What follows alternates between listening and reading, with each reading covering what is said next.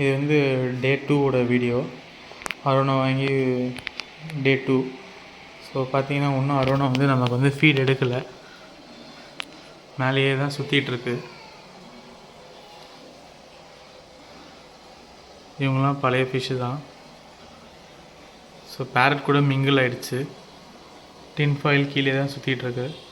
ஆஸ்கருமே நல்லா ஓரளவுக்கு செட் ஆகிடுச்சு. இப்போ பார்த்தீங்கன்னா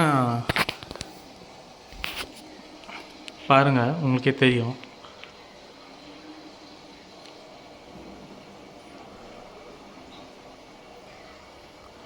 அரோனா வந்து மேலேயே தான் இருக்குது, கீழே வரமாட்டேங்குது.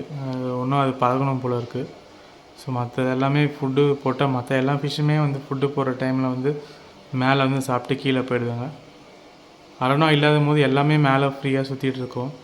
இப்போ எதனாலன்னு தெரியல. ஏன்னா பேரட்டுமே கொஞ்சம் சென்சிட்டிவ் ஃபிஷ்ஷு தான். புது இடத்துல டக்குன்னு அடாப்ட் ஆகாது. ஹிடன் ஸ்பாட்லாம் நிறைய வைக்கணும்.